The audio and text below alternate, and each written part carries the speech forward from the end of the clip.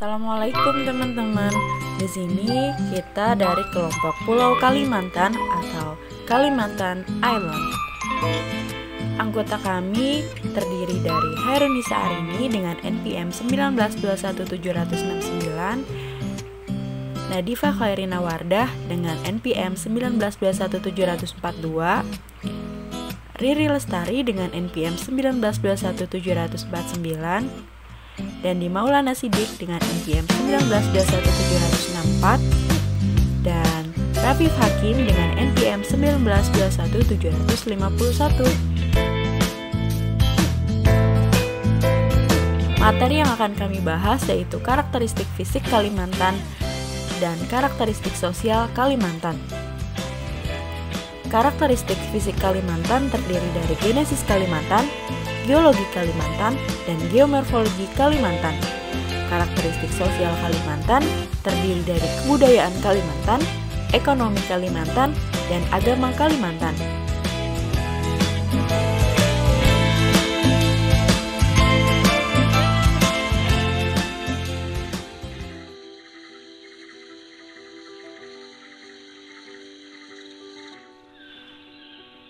Genesis Kalimantan. Asal-usul nama Kalimantan tidak begitu jelas. Sebutan Kelamantan digunakan Sarawak untuk menyebut kelompok penduduk yang mengonsumsi sagu di wilayah utara Pulau Kalimantan. Menurut Crawford, kata Kalimantan adalah nama sejenis mangga atau magnifera, sehingga Pulau Kalimantan adalah Pulau Mangga. Namun ia menambahkan bahwa kata tersebut mengandung unsur dongeng atau tidak populer. Mangga lokal yang disebut Klemantan sampai sekarang banyak terdapat di pedesaan daerah Ketapang, Kalimantan Barat. Selanjutnya, menurut C. House dan McDougall, kata Kalimantan berasal dari nama-nama 6 golongan suku-suku setempat, yakni Iban atau Dayak Laut, kemudian Kayan, Kenyah, Klemantan atau Dayak Darat, Murut, dan Punan. Dalam karangannya Natural Man, A Record of Borneo pada tahun 1926, House menjelaskan Kalimantan adalah nama baru yang digunakan oleh bangsa Melayu. Namun, menurut Slamet Muljana, kata Kalimantan bukanlah kata Melayu, tetapi kata pinjaman sebagai halnya kata Malaya.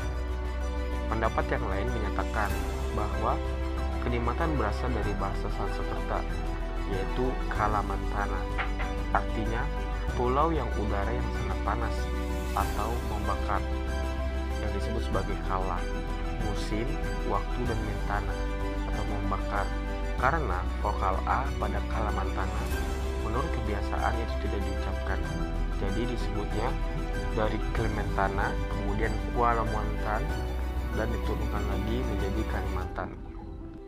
Pada saat itu, terdapat 3 kerajaan besar di pulau ini, yakni Borneo, kemudian Brunei atau Brunei, lalu Sucadana atau Tanjung Pura dan Bakalupura, serta Banjarmasin, Nusa Kencana. Penduduk kawasan timur Pulau Kalimantan ini menyebut pulau ini dengan Pulau Klemantan, dan orang Italia mengenal pulau ini yaitu Chalemantan, dan orang Ukraina mengenal pulau ini yaitu Kanimantah. Pada saat itu, kerajaan Singasari menyebut dengan Bakulapura, yaitu daerah jajahannya yang berada pada barat daya Kalimantan, yang disebut dengan Tanjung Pura, artinya Pulau Pohon Tanjung. Kerajaan Majapahit dalam Kakawin juga dalam kitab Nagara Kertagama yang ditulis tahun 1365 menyebutnya Tanjung Negara pada Pulau Kalimantan yang mencakup Pulau Filipina, Saludung, Manila, dan Pulau Sulu. Pada Hikayat Banjar, sebuah kronik kuno dari Kalimantan Selatan yang pada bab terakhirnya ditulis pada tahun 1663 yang berasal dari naskah teks bahasa Melayu yang cukup lebih kuno pada masa kerajaan Hindu. Di dalamnya, Pulau Kalimantan dengan nama bahasa Melayu itu disebut dengan Ujung Tanah. Sebutan ini muncul berdasarkan aspek geografis, yaitu geomorfologi wilayah Kalimantan bagian selatan pada zaman dahulu yaitu berbentuk sebagai semenanjung atau tanjung yang terbentuk dari pegunungan Maratus dengan daratan yang berujung di Tanjung Selatan yang menjorok ke Laut Jawa. Keadaan ini identik untuk bagian ujung dari semenanjung Malaka yaitu negeri Johor karena disebut ujung tanah yang bertentangan dengan wilayah Majapahit di timur, sehingga mendapat nama Tanjung Negara, artinya pulau yang berbentuk tanjung atau.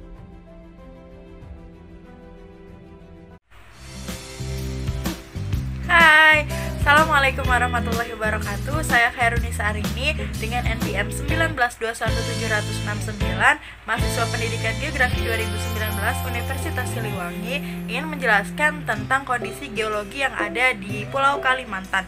Selamat menonton. Dah. Hai teman-teman, saya Khairunisa Arini ingin menjelaskan tektonik, batuan, dan struktur geologi Pulau Kalimantan.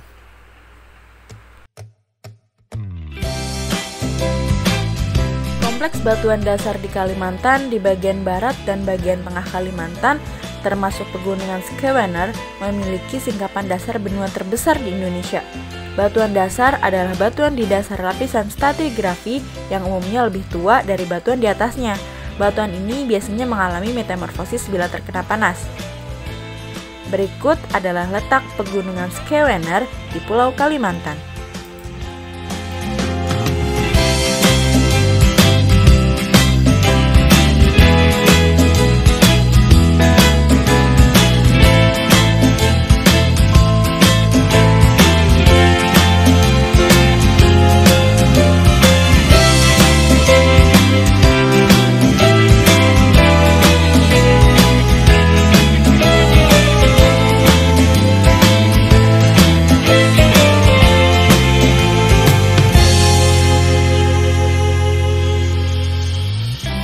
Hasil metamorfosis batuan ini yang khas adalah batu pualam yang berasal dari batu kapur, batu sekis hijau yang berasal dari batuan vulkanik, batu gneis yang berasal dari batu pasir atau granit.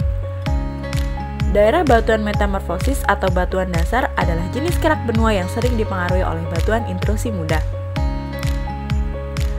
Kompleks batuan dasar Kalimantan terdiri dari atas sekis dan gneis tercampur dengan granit dari era Paleozoikum dan periode tersier membentuk daerah kristal yang sangat luas.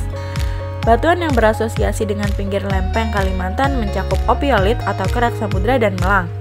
Potongan lantai kas samudra atau kerak samudra terdapat beberapa tempat di daratan Kalimantan. Potongan-potongan ini dicirikan oleh susunan batuan beku yang padat gelap, tipe basa dan ultra basa dengan komponen granit. Batuan melang adalah batuan campuran potongan-potongan dari berbagai jenis dan ukuran yang berbeda dalam matriks berliat yang terpotong, yang menunjukkan adanya tekanan yang sangat kuat. Melang sering dikaitkan dengan proses pembentukan jalur penunjaman. Pulau Kalimantan merupakan bagian dari kerak Sunda atau Sundaland, dan kerak Sunda ini merupakan bagian dari lempeng benua Eurasia. Menurut Minster dan Jordan tahun 1978 dalam Yates 1997, lempeng-lempeng Indo-Australia bergerak ke arah utara dengan kecepatan sekitar 7 cm per tahun dan bertumpukan dengan lempeng Eurasia yang bergerak ke arah tenggara dengan kecepatan sekitar 0,4 cm per tahun. Tumpukan tersebut telah terjadi sejak zaman Kapur, sekitar 66 juta tahun yang lalu, dan masih berlangsung hingga kini. Zona tumpukan tersebut membentang di sebelah barat Pulau Sumatera, selatan Pulau Jawa, selatan Bali dan Nusa Tenggara, dan membelok di Kepulauan Maluku. Nah, yang membelok di Kepulauan Maluku ini membentuk palung laut dan dikenal sebagai zona subduksi. Zona subduksi merupakan sumber gempa bumi dan juga sumber pembangkit tsunami. Pulau Kalimantan posisinya terletak jauh dari zona tumpukan tersebut, sehingga relatif stabil secara tektonik. Kita bisa lihat pada gambar berikut. Namun demikian, akibat proses tektonik yang terjadi telah mengakibatkan terbentuknya struktur geologi, yaitu lipatan dan sesar. Beberapa sesar tersebut merupakan sesar aktif dan dibuktikan terjadinya dengan adanya gempa bumi di Pulau Kalimantan. Morfologi Pulau Kalimantan sebagian tersusun oleh perbukitan hingga perbukitan terjal pada bagian tengahnya. sebagian lagi merupakan dataran hingga dataran bergelombang. Daerah pantai didominasi oleh morfologi dataran hingga dataran bergelombang. Morfologi perbukitan hingga perbukitan terjal tersusun oleh batuan berumur pratersier dan tersier, sedangkan morfologi dataran hingga dataran bergelombang pada umumnya tersusun oleh endapan berumur kuarter berupa endapan aluvial, endapan sungai, endapan rawa, dan endapan pantai. Sebagian besar Pulau Kalimantan tersusun oleh batuan berumur pratersier dan tersier. Batuan pratersier sendiri terdiri dari kompleks batuan banjuh atau melang, yaitu pencampuran batuan beku, sedimen, metamorf dengan massa dasar lempung dan batuan sedimen. Batuan tersier sendiri terdiri dari batuan sedimen dan batuan gunung api. Endapan kuarter pada umumnya menempati morfologi dataran di daerah pantai, lembah, dan kanan kiri sungai. Sebagian batuan pratersier dan tersier tersebut telah mengalami pelapukan. Endapan kuarter dan batuan sedimen pratersier dan tersier yang telah mengalami pelapukan pada umumnya bersifat urai, lepas, belum kompak atau unconsolidated, lunak dan memperkuat efek guncangan atau amplifikasi sehingga rawan terhadap guncangan gempa bumi. Kerusakan bangunan yang terjadi akibat guncangan gempa bumi pada umumnya ditempati oleh endapan kuarter. Nah, apabila endapan kuarter tersebut bersifat jenuh air dengan muka air tanah dangkal, maka akan berpotensi mengalami proses likuifaksi atau liquefaction bila diguncang gempa bumi. Struktur geologi Pulau Kalimantan didominasi oleh sesar dan lipatan. Secara umum, sesar-sesar di Pulau Kalimantan mempunyai 3 arah, yaitu utara-selatan, barat-laut tenggara, dan barat-daya timur laut, seperti pada gambar berikut. Lipatan yang terdapat pada bagian timur Kalimantan pada umumnya berarah barat daya timur laut. Pola struktur geologi tersebut terbentuk akibat aktivitas tektonik yang terjadi pada masa sebelumnya. Berdasarkan kompilasi data dari beberapa peneliti, diperoleh beberapa nama sesar di Pulau Kalimantan, yaitu Sesar Tinjia di Sarawak, Sesar Adang di Kalimantan Barat, Sesar Sangkulirang di Kalimantan Timur, Sesar Paternoster di Selat Makassar. Wilayah timur perairan Kalimantan, khususnya Selat Makassar, terjadi bukaan tektonik dan pada bagian barat Sulawesi terdapat sesar naik berarah utara-selatan. Kalimantan tidak memiliki gunung api yang aktif seperti yang terdapat di Sumatera dan Jawa, tetapi memiliki daerah batuan vulkanik tua yang kokoh di bagian barat daya dan bagian timur Kalimantan. Hal-hal tersebut merupakan peninggalan sejarah geologis Indonesia yang mencakup berbagai masa kegiatan vulkanik dari 300 juta tahun yang lalu sampai sekarang. Setidaknya di Kalimantan terdapat 205 formasi batuan. Formasi batuan di Kalimantan terdapat banyak patahan di Kalimantan Timur dan Barat, sedikit di Kalimantan Selatan, dan sangat sedikit di Kalimantan Barat.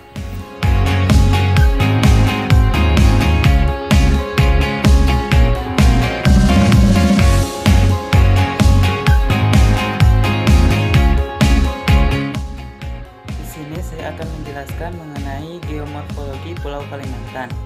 Nah, Pulau Kalimantan itu sendiri merupakan pulau yang datar dikarenakan mempunyai pesisir yang rendah dan memanjang serta dataran sungai, terutama di sebelah selatan dan barat. Nah, lebih dari setengah pulau ini berada di ketinggian di bawah 150 mdpl dan air pasang dapat mencapai 1 km ke arah pedalaman.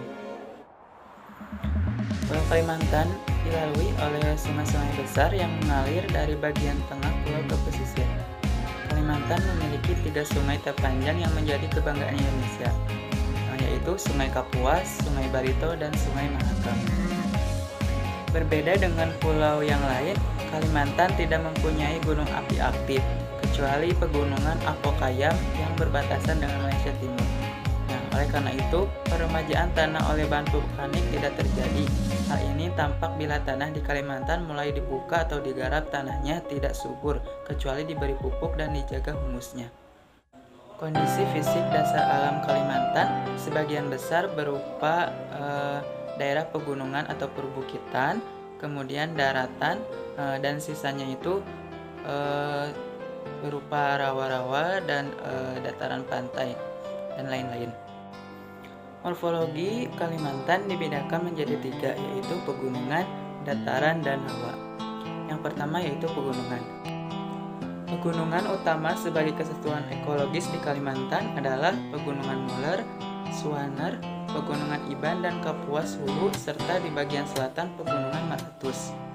Kemudian untuk karakteristik tanahnya, contohnya di Pegunungan Maratus itu terdapat tanah yang paling lapuk yaitu eksisol, didominasi oleh tanah liat yang mempunyai sedikit mineral yang terdapat lapuk dan menghasilkan sedikit hara tanaman. Nah, jenis tanah ini terdapat di atas batuan ultra basah. Kemudian untuk keberadaan air di pegunungan sangat banyak, karena banyak tersimpan pada hutan-hutan yang terdapat di pegunungan. Selain itu, air tersimpan pada kedalaman yang relatif dangkal sehingga mudah untuk dimanfaatkan untuk segala kebutuhan. Kemudian dari segi penggunaan lahannya, potensi pertambangan banyak terdapat di pegunungan dan perbukitan di bagian tengah dan hulu sungai. Nah, deposit pertambangan yang cukup potensial adalah emas, mangan, bauksit, pasir kuarsa, fosfat, mika, dan batu bara. Nah, tambang minyak dan gas alam cair terdapat di dataran rendah, pantai, dan lepas pantai. Kemudian untuk morfologi Kalimantan yang kedua yaitu dataran.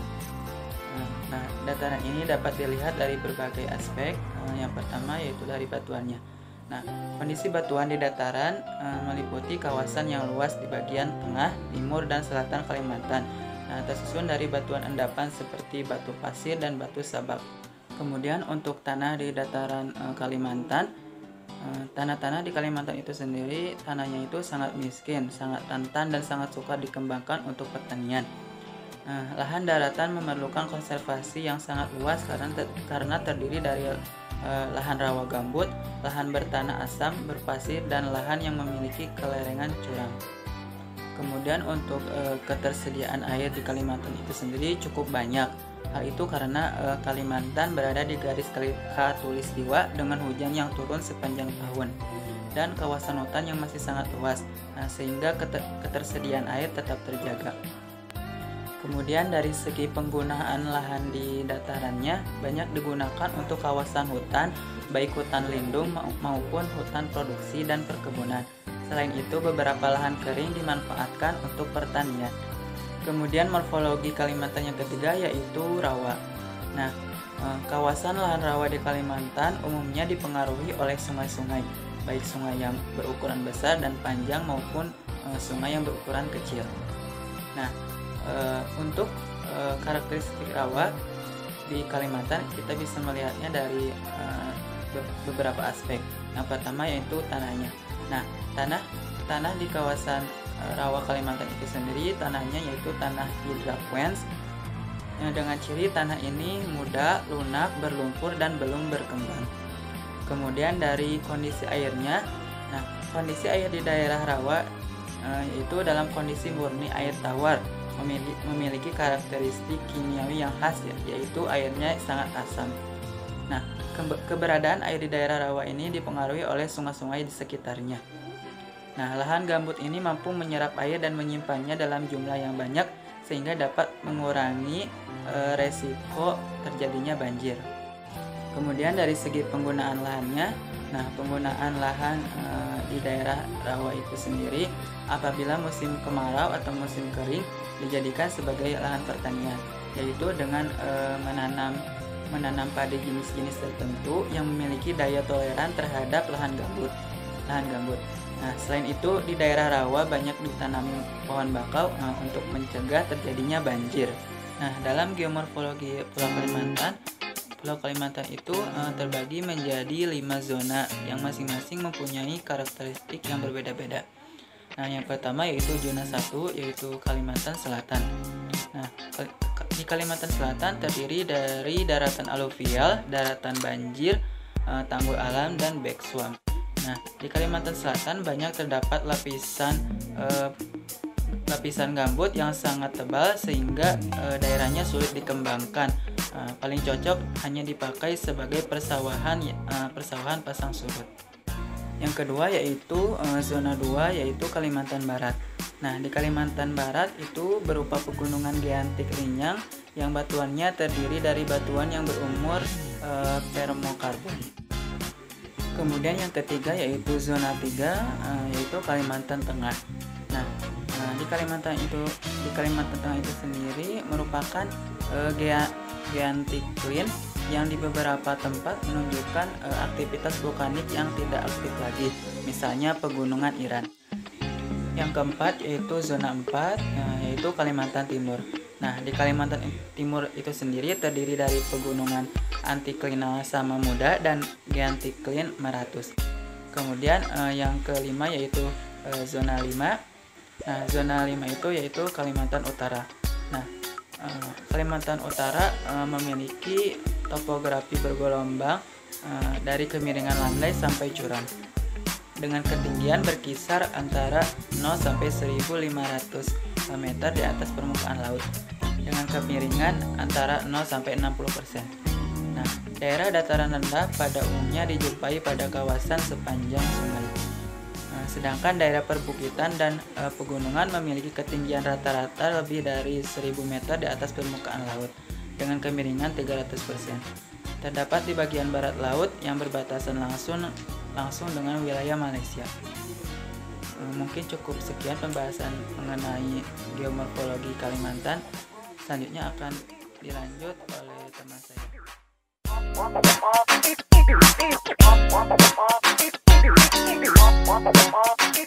Nah, baiklah, saya di sini Nadifa Irina Warda akan melanjutkan pembahasan mengenai karakteristik sosial yang ada di Pulau Kalimantan, khususnya kondisi agama dan perekonomian yang ada.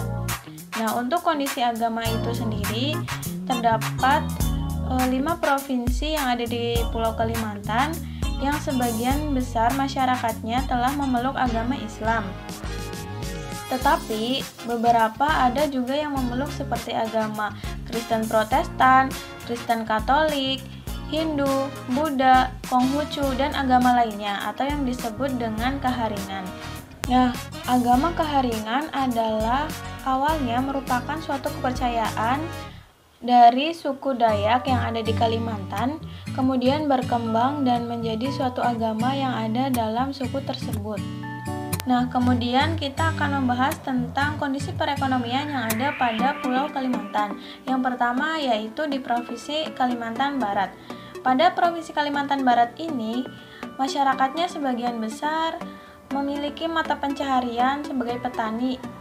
Karena kegiatan perekonomian yang ada di Kalimantan Barat itu sebagian besar adalah pertanian dan perkebunan.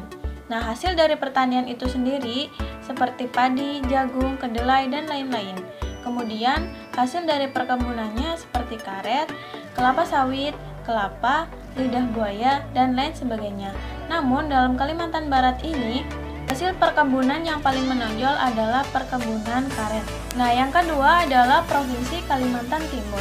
Di Provinsi Kalimantan Timur itu sendiri, masyarakat bermata pencaharian sebagai buruh dan juga ada yang sebagai petani.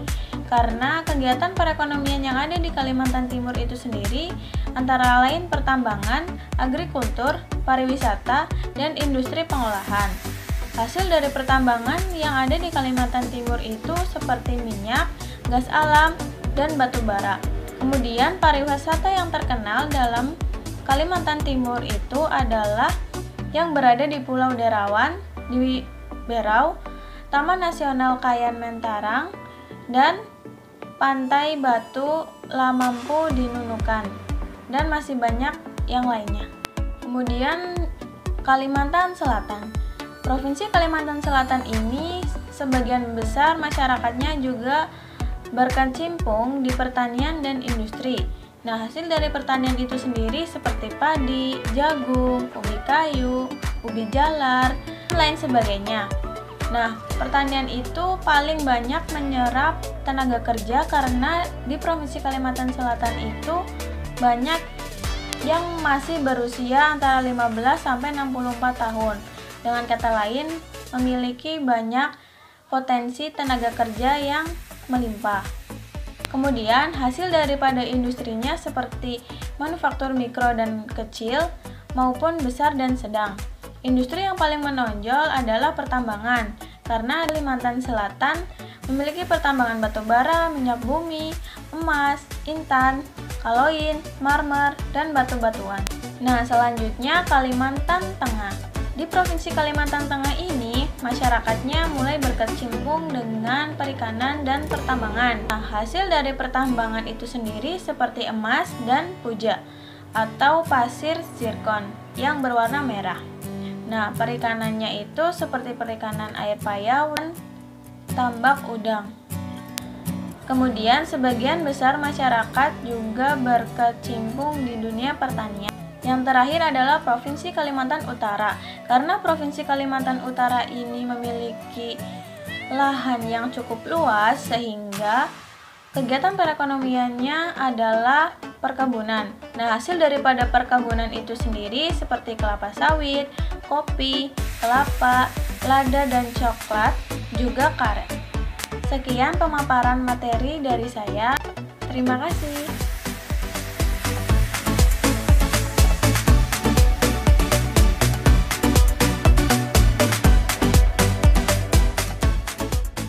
Ridho Lestari. Di sini saya akan menjelaskan mengenai kebudayaan di Pulau Kalimantan dibagi berdasarkan 5 provinsi.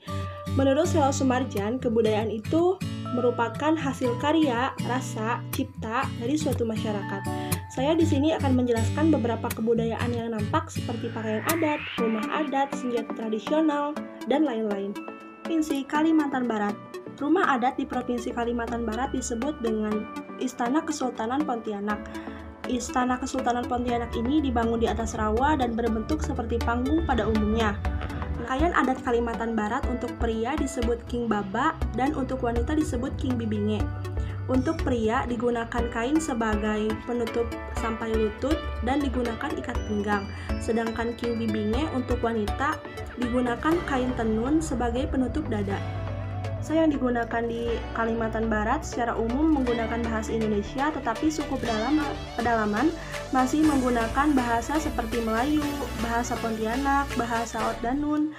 Sedangkan tradisi yang terkenal di Kalimantan Barat merupakan tradisi robo-robo, di mana tradisi ini dilaksanakan pada hari Rabu terakhir bulan Sapar sebagai simbol keberkahan. Makanan khas dari Provinsi Kalimantan Barat sangat beragam, diantaranya seperti mie sagu khas Pontianak, mie kepiting, bubur pedas, ikan salai, pengkak, dan sotong. Atau tradisional Provinsi Kalimantan Barat disebut mandau. Mandau ini sejenis parang yang dihiasi oleh rambut manusia sebagai simbol keberanian bagi pemiliknya, dan perisainya itu dihiasi ukiran berwarna merah dan hitam. Yang kedua yaitu Provinsi Kalimantan Tengah. Rumah adat Provinsi Kalimantan Tengah disebut sebagai rumah betang. Rumah ini diisi oleh berbagai kelompok keluarga dan memiliki falsafah, meskipun dihuni oleh berbagai kelompok keluarga ini masih tetap hidup rukun berdampingan. Rumah ini dihuni oleh suku asli Dayak yang terdapat di hulu sungai sebagai pusat pemukiman. Kemudian pakaian tradisional dari Provinsi Kalimantan Tengah disebut baju adat Ngaju. Baju ini dipakai oleh kaum laki-laki, yaitu berupa rompi sebagai penutup bagian bawah. Baju ini hanya sampai bagian lutut saja. Selain itu juga terdapat ikat kepala yang dihiasi dari bulu enggang, manik-manik sebagai kalung, gelang tangan, dan dihiasi oleh mandau yang terbuat dari kayu sebagai ikat pinggang yang dijadikan sebagai tameng. Senjata tradisional dari Provinsi Kalimantan Tengah hampir sama dengan senjata tradisional di Provinsi Kalimantan Barat, yaitu berupa mandau. Senjata tradisional lain berupa perisai, tombak, sabit, dan sumpit. Bahasa yang digunakan di Provinsi Kalimantan Tengah selain bahasa Indonesia yaitu bahasa Dayak, bahasa Ngayu, dan bahasa Oddanun. Sedangkan tradisi yang terkenal dari Provinsi Kalimantan Tengah ini bernama tiwah, yang dilaksanakan sebagai simbolis pengantaran tulang manusia yang sudah meninggal ke sebuah rumah kecil yang dibuat khusus bernama sandung. Makanan tradisional dari Provinsi Kalimantan Tengah bernama wadi. Wadi ini sejenis makanan berbahan dasar ikan yang difermentasikan oleh bantuan mikroorganisme dan sebagai simbolis masyarakat Dayak untuk menghadapi musim paceklik. Ketiga yaitu Provinsi Kalimantan Selatan. Rumah adat yang berasal dari Provinsi Kalimantan Selatan disebut dengan rumah bubungan tinggi. Dalam kompleks Keraton Banjar, rumah ini digunakan sebagai kediaman raja yang disebut dalam sirap. Ciri khas dari rumah ini yaitu berupa ukiran kayu kaligrafi pada tiang-tiang rumah yang terpengaruhi oleh budaya Islam. Pakaian adat yang berasal dari Provinsi Kalimantan Selatan bernama Babajukun Galung Pacinan. Pakaian pengantin ini terpengaruhi oleh budaya Tiongkok dan budaya Gujarat. Seorang pria akan menggunakan kopiah bernama aple serta menggunakan pakaian gamis dengan jubah yang menyerupai pedagang Gujarat. Sedangkan perempuan akan menggunakan kebaya dengan lengan panjang yang dipayat menggunakan benang emas. Tradisional yang berasal dari Provinsi Kalimantan Selatan bernama sungga. Sungga merupakan senjata tradisional yang dipakai pada Perang Banjar saat penjajahan Belanda.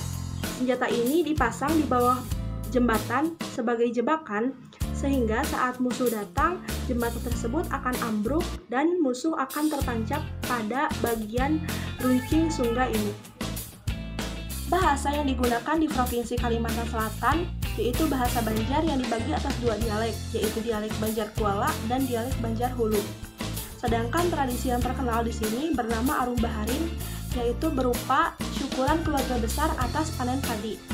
Upacara ini dilaksanakan 7 hari 7 malam dan setiap malamnya itu dilaksanakan prosesi ritual pemanggilan roh untuk menikmati sesajen.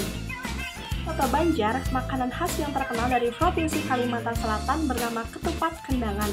Ketupat ini merupakan makanan yang berbahan dasar dari beras, tetapi teksturnya sedikit lebih keras daripada ketupat pada umumnya.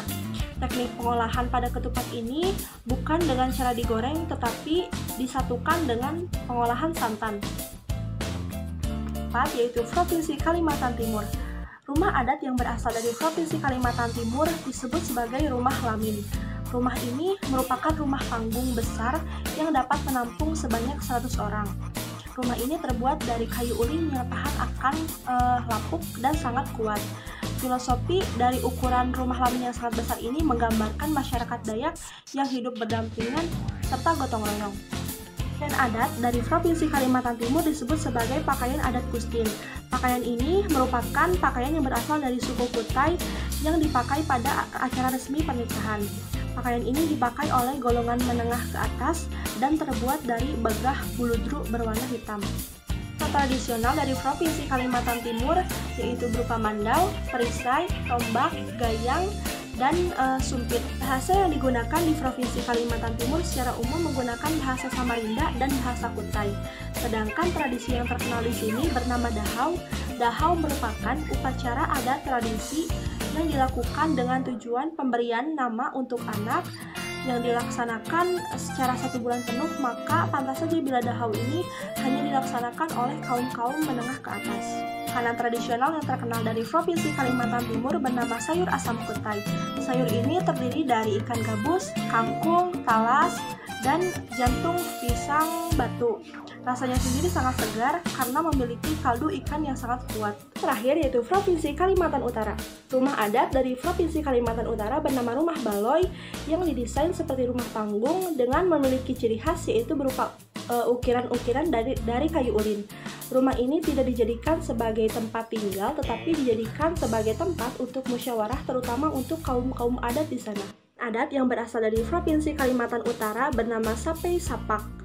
Pakaian ini pada mulanya merupakan kain yang digulung dan dililitkan menjadi celana dalam. Tetapi seiring dengan perkembangan zaman, celana dalam diganti dengan celana pendek yang disebut sebagai abet kabok. Nah, bagian atasnya itu berupa rompi serta dilengkapi dengan manik-manik lainnya. Tradisional dari Provinsi Kalimantan Utara bernama lonjo atau tombak. Lonjo ini terbuat dari besi dengan anyaman rotan dan bertangkai bambu atau kayu keras. Senjata ini biasanya digunakan sebagai alat untuk perang atau menangkap binatang. Yang digunakan di Provinsi Kalimantan Utara adalah bahasa Tidung, sedangkan tradisi yang terkenal yaitu ngehawa. Ngehawa ini merupakan penampilan benda-benda adat pada saat prosesi pernikahan. Semakin banyak benda-benda yang ditampilkan berarti menggambarkan semakin tinggi pula stratifikasi sosial pada kedua mempelai. Salah satu makanan khas yang terkenal dari Provinsi Kalimantan Utara bernama lawa. Lawa merupakan makanan yang berbahan dasar sayuran segar berupa mentimun dan rumput laut, serta dibumbui dengan bumbu alami berupa kelapa sangrai, udang galah, udang raja, dan sebagainya. Jika tidak terdapat udang, maka masyarakat akan menggantinya dengan kerang.